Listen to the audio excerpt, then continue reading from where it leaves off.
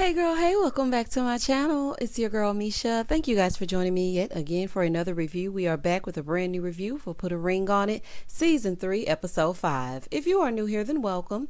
I give lighthearted reviews with a little bit of laughter and a little bit of shade and a whole lot of detail. And if you're back for a second or third time, then welcome back. Child, let's get into it if we gonna get into it. When the episode first opens up, Shay is still overreacting about Fonzo's date.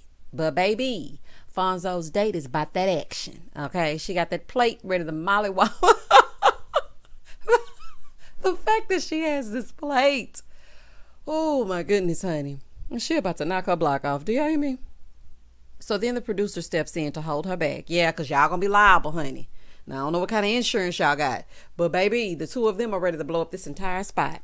So Alfonso ushers her on out, honey, because he's like, come on, girl. Let's just go, honey. You showing out. She's still going on about his date having her effed up. You better tell her I can fight for real. Shay, it didn't even have to be all this, honey. You started this entire thing. Shay doesn't feel like she overreacted because Fonzo disregards her feelings. She feels like he should pull her to the side and he should have calmed his date down. But Shay, nothing was even happening. That was the assignment, to come in on a date with a person in the same space as your spouse and don't pay attention to your spouse. Why sweat a date that you can see? It would be different if you didn't know what was going on and you couldn't glance over there every now and again. But girl, he's like 2 feet in front of you. Now, there has been stories, because I was going to say, if he's dumb enough to do that right in front of you, but then he is passing out money like he's Robin Hood. So, he's robbing from the rich and giving to the poor. So, therefore, and thus and such, girl, I don't know, child. Your poor date, honey, he was so confused, still inside while you still howling in the car. So, child, they down the street. This seems like their norm, though. The way Fonzo's skinning and grinning getting in his car, he liked this toxic public outburst. This is a fool. Child, I would not give him the satisfaction. Do you hear me? I would have sat there, I would have skinned and grinned with my big, thick thighs, honey, and I would have leaned back, eating the hibachi of it all. Ha, ha, ha, ha. Baby, it wouldn't be no way he could have bothered me. In that red shirt, too? Oh, absolutely not, honey. Meanwhile, inside, Asar is talking to Fonzo's date. Well, child, they may as well continue to date together. Eat and be married, child. Go ahead. I guess there was a connection with somebody. Honey, Asar said, I'm going to get the best out of this. I'm like, Asar, I'm going to eat regardless. Okay, the whole place could be burning down. As long as the kitchen is intact and my food's coming out, I'm sitting down and I'm eating. Child, I'm going to eat, honey. I don't care what's going on. But I would need a new plate, okay, because I'm going to need a new plate prepared because Shay was hollering and yelling all over that one. I'm not going to be able to eat this. Can you hibachi me something else? Thank you so much. Moving forward. In the next scene, Shorty is excited about her date, and we get introduced to Tavy, and he's 35. He's looking for the perfect match. Well, child, I don't think you're going to find it over here. So he gets inside, and Kenneth is patting him down. Sir, stop. Okay, just stop it. So he's patting him down, honey, trying to get his social security card and whatnot. No, I'm just kidding. I'm just kidding, child. Oh, honey. But am I? Anywho, that's just a side note. So then he gives Shorty some flowers, and Kenneth is surprisingly okay with it. He's like, yeah, we're going to put these in some water. You heard me? Y'all know he ain't say that, but y'all know I like to put, you heard me, okay? So they start talking about him being from Florida and how he played arena football. And I'm like, okay, Kenneth and Tavy starting a full-on bromance. Okay, well then let's get into it. So Shorty was saying, Tavy is somewhat my type. He has this, that, and this and up. The only thing he's missing is the accent, child. In the next scene, Shorty and her date arrive at the spot, and they order drinks, and he ordered him an alcoholic beverage to loosen up.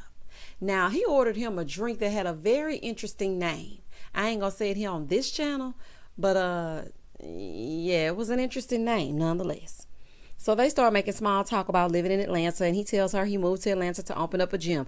Baby, as soon as she heard that, she was like, cha-ching, cha-ching, honey. She was like, yeah, Tavy is a very mature adult. He got his business affairs in order.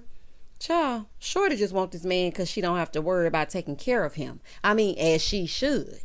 But I feel like it could be anybody with a job. As long as it's not Kenneth, they good. She said when she met Kenneth, he sold her a dream. And by the time she realized that it was a lie and she was out of Ken's league, it was too late because she was already in love. Translation. By the time I realized he ain't had nothing, he had already laid that pipe and hit me with the magic stick, and I just decided to keep him. Because, baby, that's what it's given to me. Because let me tell you something. I don't know exactly what you mean by out of his league. Okay, he's not a bad looking guy. He just does bad things.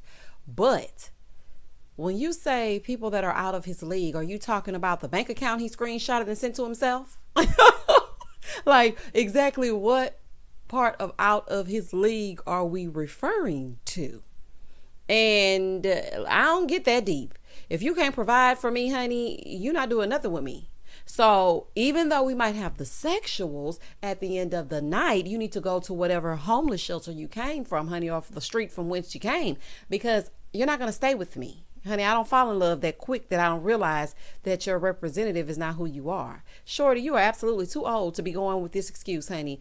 And also, can we please get your government name? I told you that in episode 1. Talking about some Shorty. So then they talk about his children, and Tavy said he has 2, and one of them is 3 years old. I said, absolutely not. Outside, Kenneth is waiting for his date, and we meet Santrell and her nipples. I was like, girl, is it cold outside? What is happening? She's from Oakland and she's 30. She said, I just talk and they fall for it. Child, she walked up and Kenneth could care less. When I tell you he be looking so unbothered, he just trying to get through the episodes. You can just tell Kenneth is just going through the motions at this point. And ma'am, that has given fuzzy. Girl, get yourself together. So she tells him that she just got out of something. She was like, and you're in something, so maybe we can help each other out. I don't trust Santrell. Don't trust her as far as I can throw her. So they walk in and Tavy is tearing his food up, baby. He eating. Shaheed. Shorty is like, you know what? You know who is over there? Shaheed ain't even noticed. He was like, what? That's my kind of man, okay? I'm going to eat. And I'm not going to worry about the next man or the next woman. Like, we doing us. Why are you worried about what's going on over there? I ain't worried about what they doing. I'm worried about what's happening over here. And I liked the fact that he did not let it faze him in the slightest. That confidence was so sexy. Now, he's not personally my type, but the way that he exuded confidence and was just like, we're going to continue to have a good time. It's cool. I liked that. So she said at first, she was 100% focused on her date, but now she halfway looking over there trying to figure out what's going on Kenneth's date. Child, ain't nothing going on but the rent. Moving forward. Kenneth is not even engaging his date. Not in the slightest. So then they finally start talking. And she asked if he went out. And he was like, yeah, I try, but I'm a workaholic, so I try to stay away from temptation. Kenneth, what exactly do you do? Okay, because I don't want to put you down like Shorty about to do you. But what exactly are you working hard to do? Is it to get the screenshots of it all? Is it to be in the restroom locked down with someone else's phone? Like, what exactly are you working 9 to 5 to make a living doing? That's all I just had some questions and I want to know the answers. Comment down below. So anyway, he said he tries to stay away from temptation. Here she go. Well, it's temptation right here. Ma'am, you are trying too hard to get his attention. Kenneth trying not to lose it right now. He trying to keep himself together because he sees Shorty back there and this man and ordered this drink and he just wants to keep himself together. Girl, I'm about to worry about what you're talking about. Meanwhile, Shorty and her date, they talking about seafood. Shorty does look nice with Tavy though. He's trying to make her feel comfortable so that she's not worried about what's happening on the other side. So Kenneth's date is still trying to get Kenneth to loosen up just a little bit. And she's like, do you have any kids? He told her he had a 7-year-old from a previous relationship. I wonder if she had to escape. Because Kenneth's going to hold him, honey. He don't know when to fold him, but he going to hold him. Oh, child. Kenneth going to hold him, but don't know when to fold him. Child, this is a whole fool. So she's like, okay, so you were in a 6-year relationship back then, and now you're in this one with, no commitment? He's like, I am committed. We've been together for 3 years. She said, are you committed? Ma'am, please. He is not interested. This is so cringy and painful to watch. She's basically throwing herself at him. Ma'am, he's not interested. She's like, is this something I'm missing? Because are you ready to commit? He said, yeah, I'm ready to commit. But the circumstances don't allow me to commit. Are you speaking of finances? Or are you speaking of Shorty being on the run? Basically, Shorty keep running for me in my bank account. The math ain't mathing. Moving forward. So then she starts talking about a man not wanting to marry a woman if she's not wife material. But she said wifey. And I hate the term wifey. I don't know what it is about that term, but I don't like it. And she basically said, you need to marry the girl that's the best of both worlds. You can have fun with her. And she's also like the serious person in your life. Child, she want to be your party girl turned wife so bad. Ooh, child, Suntrail is doing a number on me. He's like, you know what? She's right. I'm wondering if it's something, I should just put to the side and be done with, because it might not be the best. Well, I'm sure Shorty is happy that you're contemplating that. But let me find out Shorty paid Suntrail to take him off her hands, honey, and she ain't fooling me. Over on the other side, Tavy wasn't even fazed, honey. They kept cackling and cracking jokes. And then she was like, I'm ready to go. So they ended up ending the date. So they leave from the mutual, date setting, right? So once they leave, she was like, so why are you even here? He said, I just might be holding on to something that's not really there. She's like, okay, so I don't think we had a proper date because your girl was here. So I want to reconvene, and probably rekindle another time. Even if you reconvene another time, it's going to be the exact same way. Dry. Okay? It's not you. It's him. He's not interested in anyone except the person that he's with. He's not interested in dating you or anybody else on this show. In the next scene, Dr. Nicole goes to see Shay after the big blow up, and she's telling Dr. Nicole normally she wouldn't get out of character and demean herself or react that way, so she needs to know what she needs to do so that she doesn't do that again. Shay, that didn't look brand new, honey. That looked like, look, if you book, boy, that looked like y'all always fighting in the club. Okay, it looks like something that's not right, child. It just don't look right. So Dr. Nicole wants to know why she reacted that way. She said, well, what triggered me is him coming in acting like he didn't see me. And I actually can see why she's triggered by that, because she's gone through him ignoring her before. So for it to happen again, that just set her off. It was an automatic trigger. So then Dr. Nicole tells her that she doesn't allow Fonzo to make decisions. So she needs to see how it's going to play out. She wants him to pick up the pen and fill things in, but won't allow him to do that. And if she does, she can see what he writes. And if it isn't the two of them leaving together, then that's her answer. I hear ya, Dr. Nicole, okay, with the analogy of it all. Baby, Dr. Nicole love an analogy with some pens, some crayons, a palette, some paint. I understand, Dr. Nicole. But she already has her answer. Fonzo ain't serious, okay? He ain't serious. She needs to pick up her pen and write him a Dear John letter. That's what needs to be done, honey. The only pens that need to be picked up is by Shay. And that's that on that. Moving forward. So Shay was just basically saying that she's scared for herself to allow him the space to do that, because she knows that if he doesn't make the right choice, that she's never coming back. Well, honey, that might be what's best. Sometimes that is for the best. Shay actually agrees with Dr. Nicole that she should have allowed him to do things, because it was really like an interference and she was sabotaging herself. Well, I'm happy she recognizes that. If you never see what he does, then you won't be able to make an informed decision. And I mean, you've already seen it, but then we're here. Quite frankly, he should have been done years ago. Okay, once he took that secret trip, oh no, man, honey, it's no way. Absolutely no way. My trust would be completely broken.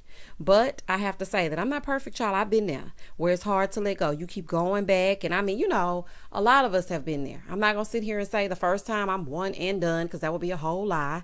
But, now that I know better, I do better. Child, thank God for growth. So Dr. Nicole is telling her, well, you need to let him make decisions. So she wants to know, well, how long do I stay? Honey, it's time to exit stage left right now. So Dr. Nicole said, look, it's either put a ring on it or go your separate ways. So Shay was like, well, we've been here before. I think she's afraid that he will actually fall for someone else. And that's what I think it is. It has to be. Because otherwise, what is the problem with allowing him to do what it is he gonna do? This time, you're in front of it. Other times you're blindsided. People are posting pictures, girls asking for money, but you're involved in the process. So I'm just not understanding. So Dr. Nicole wants to know how they went from engaged to this. And child, listen to this story. Shay tells us that they got engaged, right? They were about to make it official at the courthouse till she saw this picture on Instagram where the girl was saying that Alfonso was the love of her life. She still went through with it. But the paperwork was void because they needed a Vegas officiant. So they stayed engaged and decided to have a big engagement party, but stuff started happening, one thing after the other. Shay, let me tell you something. God will literally give you an out. I had 3 outs. Do y'all hear me? 1, 2, 3. 3 outs before I married my soon-to-be ex, and I ignored every last one of them. Child, had I heeded God's warning, like, I wouldn't be in this mess that I'm in right now. And that's for real. I'm not being funny. You have to have discernment. And, you know, it's kind of hard to see it when you're in it because you just want what you want. The heart wants what it wants. But baby, if I could go back, if I could turn back the hands of time, I would definitely have exited stage left, child. And she was like, you know, the signs were happening. It was one bad thing after the other. So I just ended up leaving. Like, we didn't have the party and it was too much. So I just left and it was over. So after 2 months, she came back and fell right back into the mess. So she's wondering now if she even found herself during her time separated from Alfonso. He's not ready for her level of commitment. He don't want her to go nowhere. He one of those dudes that will pacify you in order for you to stay. Like, I don't want you to go nowhere, but I don't want to do what it takes to be with you either. That's one of these situations.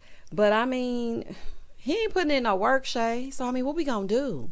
What we gonna do? Shout out to Total. What are we gonna do, Shay? In the next scene, the men get together to shoot pool and shoot the okay, and they start talking about their dates, and Kenneth was asking them if they're ready to propose. He said he's ready to propose, but he think he gonna get rejected. And is. So then Alfonso said, well, you know, I'm gonna offer you some advice as an OG.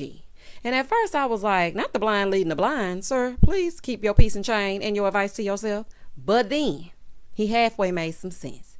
He told Kenneth that he needs to work on himself because a woman will not respect you. She gonna talk to you any old kind of way if you're not pulling your weight. But once you get yourself together, then they won't come at you like that. And that is actually some sound advice because Shorty does not respect Kenneth at all. Like, not even a little bit. Okay. Kenneth needs to show stability mentally and financially. Like, all of y'all need to focus on yourselves if you're really being real, honey. Quiet as it's kept. But that's neither here nor there. That's just a side note. Moving forward. So Otis pipes up. He's like, yeah, I'm all argued out. I mean, I feel like we argue and then we get to a toxic level. Yes, you not allowing her to eat is very toxic. You're absolutely right. So then Otis asks Fonzo if he's ready. He gonna say, if Shay say no, my whole head gonna explode. Like, my whole head gonna turn around. See, this is what I'm talking about right here, Shay. You hear this? I'm speaking directly to you, honey. Just what I thought. He thinks that you will not leave him. Like, he knows how much you love him and he still hasn't corrected things. But when people ask him, is he ready to propose? He's like, oh yeah, I mean, if I did, then, and she said no, I will be shocked. Like, he just got it like that. I didn't like that answer. I'm like, boy, you can go. Okay? You can definitely go. And take your piece and chain and your man boobs and your man cleavage with you. Deuces. So then Otis starts talking about how he never asked anyone to marry him, but if they said no, then he's never going to ask anybody again. Of course, you know, Fonzo agreed. But this is what got me. Fonzo was like, yeah, I mean, if I propose to Shay, I mean, or anybody else. Why are you saying or anybody else and you're here for Shay? See, this is the type of I'm talking about. Shay, please pay attention, honey. Pay attention. Because let me tell you something. All I hear are excuses. Y'all don't want to propose no way. And they ain't fooling me. And also, okay, we need to normalize saying no to the wrong proposal. It is okay. Sometimes I feel, and y'all just hear me out. Sometimes I feel like us women, we say yes because we're being asked. Like, I don't think we should always say yes. Now, this is not for those of you that are in deep love and you're expecting to be married to this person and you're waiting for their proposal. This is not for y'all. This is for the toxic people together out of convenience type relationships. The one who proposes to keep you, the one where you wear him down. So he finally says, damn, will you marry me? Are you happy now? Shout out to Martin and Gina. I'm talking about those. It is okay to say no. Let me tell y'all something. I say no in a heartbeat. I turned down 3 proposals now. Granted, the one that I did say yes to, that was a mistake. I mean, because I didn't go to God and ask for guidance on the last one and I accepted. So I just feel like we should normalize being able to say no. If you're not all the way there, if the relationship has a rough patch and you're not completely 100% sure, it should be okay to say no. It really should. So Kenneth said, you know, If Shorty say no after the boot camp, he gonna probably try to be a monk and whatnot. Charlie told me he gonna go to the woods and read his Bible for 6 months and drink water and eat bread, honey, and never be see the light of day. Child, he was saying all kind of stuff, child, and I was hollering. In the next scene, the couples go to their group session. Baby, this right here was a fool. And Shorty is talking about in her confessional how Kenneth doesn't have a plan to lead their family even though he says he wants to. She don't want him. She don't want him.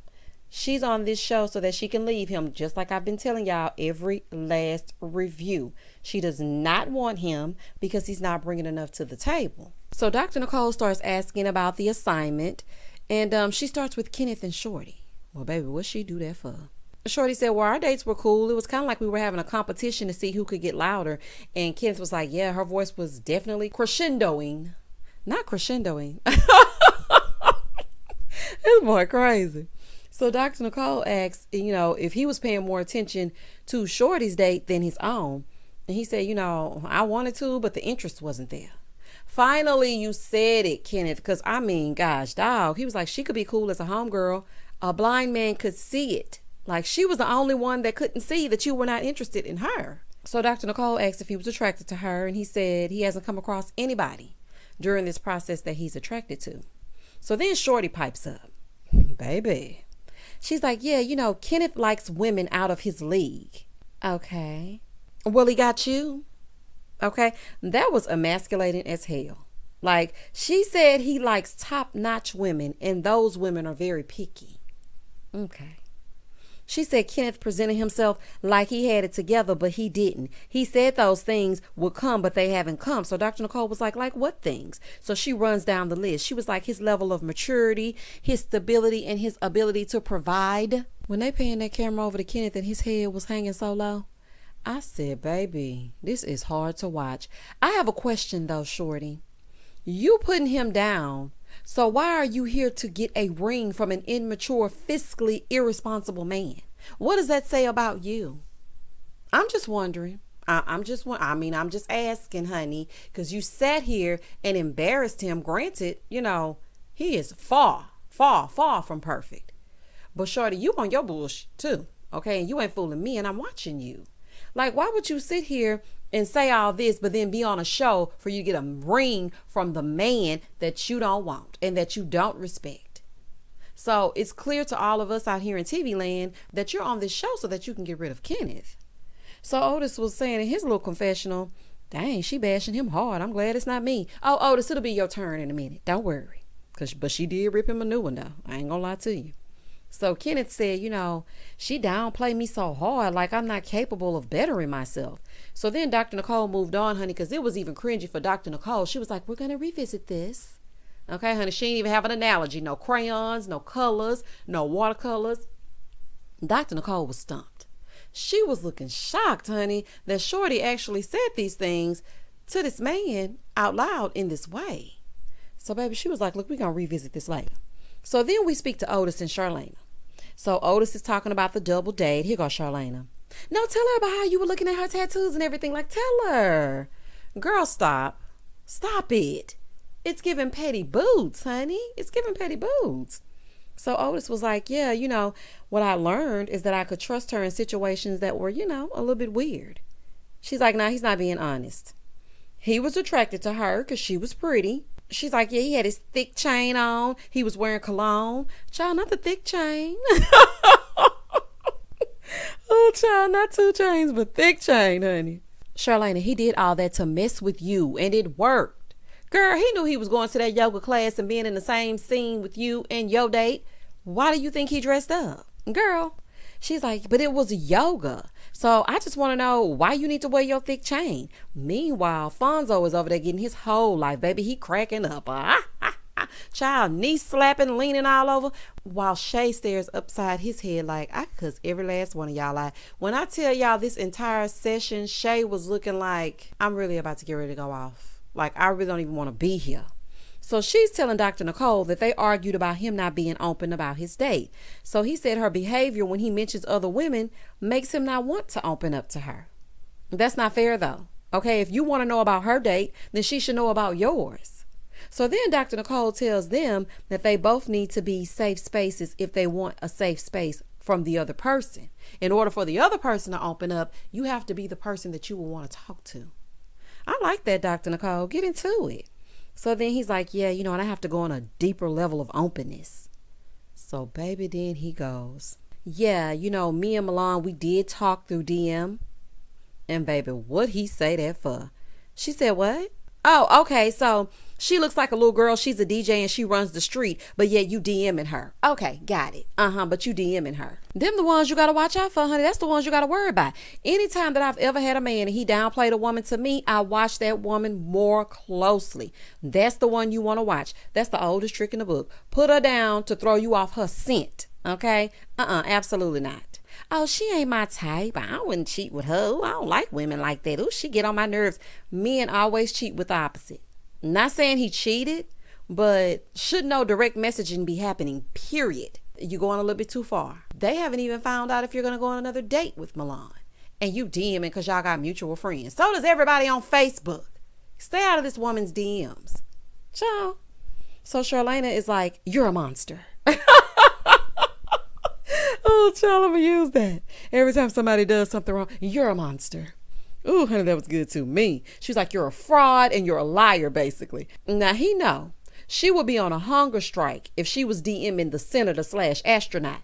If she so much as picked up a phone to get ready to DM, text, call, smoke signal 911, it would be on in that place. You had a full-on fit because she brought in some flowers.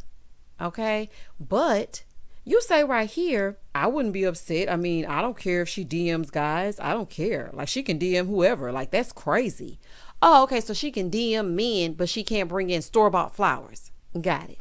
Honey, I would be pissed. You know why I would be pissed? Because he waited until he got into this group to say this. So Charlene is like, well, I'm going to DM her. Dr. Nicole said, for? She said, to say hi. Dr. Nicole said, and what would that do? She said, well, you DM my man, we're going to have a conversation. Shay over there nodding her head like, period. Baby, Shay over there like, let me know, honey, I got you. You know what? Y'all know Shay about that life. She like to act up. Baby, she like to act up. So please leave Shay out of it. So then they show a little confession. Here goes Shay. I wish I would DM my man. I'm DMing everybody and I'm going off. Shay, where was that smoke when he was being Robin Hood, sis? And where does that get you? Okay, DMing, and what's that going to do for you? It's going to make you frustrated. You're going to be asking questions only for him to lie and apologize, and the cycle is going to continue. Child, I'm so glad I'm by myself, Lord. Oh, child, I'm so glad I'm by myself. Those days were so frustrating and depressing and just depleting. Oh, child, honey. Oh, I'm good. So Dr. Nicole asks, well, what's happening? Charlena said, nothing. We're done. He said, oh, I don't know what's going on. She said, no, we're done. So Dr. Nicole is telling Otis that he needs to accept responsibility, but she applauds him for sharing. Absolutely not, honey. He knew what he was doing. Why would you wait until now? To be funny and to embarrass her. That's why. So Charlena is pissed. She's like, no, Dr. Nicole, it's a deal breaker. Like, he keeps embarrassing me, and then you come and tell her in front of everybody that you're DMing this woman. Oh, that's because he has a different set of rules for himself than he does for you. It's the double standard of it all for me. So then she asked about her date, and Charlena was like, I can't even really just focus on my date right now. I mean, but we had a good time or whatever. I wasn't even focused on them. Charlena, that's a whole lie, because how do you know that she was showing the tattoos and whatnot? Girl, just keep it real, okay? So she goes to Shay and Fonzo, but baby, Charlena is not done. She's like, you got me effed up. She's like, you keep embarrassing me and I'm going to embarrass you. Now, mind you, she got that finger pointed in his face, child, like he's a kid and he's just looking. She said, did you talk to her? And Dr. Nicole is trying to see exactly what's happening. She said, would you like to share? That reminds me of when I would be teaching the class and people would be having separate conversations, and I would say, would you like to share it with the class? Oh, no? Okay, well, I was speaking. All right, let me continue. Baby, Dr. Nicole hit him with a, would you like to share with the class? She said, no, I would like to leave. So then Dr. Nicole was like, can you just calm down for a minute? Like, just calm yourself down. And she's like, you know what? I'm mad. I'm mad that he told the world before telling me. And that's understandable. And he did that on purpose. But Charlena, how you going to be more hype over this DM than you are over you not being able to eat? This is just a toxic cycle between the two of you. But baby, the way you piped up, I see that fire in you. Honey, you're not as timid as we thought you were. You be getting into it as you get into it in that house as well. Y'all might be a lot more alike than I thought. Child, I thought she was the quiet type. She is not to be messed with. And that's on Put a Ring on It. And that was the end of the episode. Oh, child, there was so much going on. Shorty, you're wrong. Okay? You're wrong.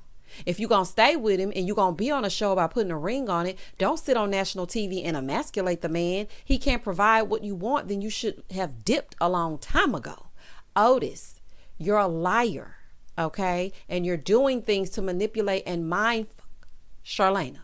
Charlena, pay him dust, honey. If he want a DM, then he can DM by his damn self. Shay and Fonzo, good luck and Godspeed. Child, y'all comment down below and tell me exactly what you thought about this episode. This was a mess, honey. But Put a Ring on It is so refreshing after watching Ready to Love. Y'all don't hesitate to like, comment, and subscribe to the channel. And as always, stay safe, stay blessed, spread love, not germs. Peace.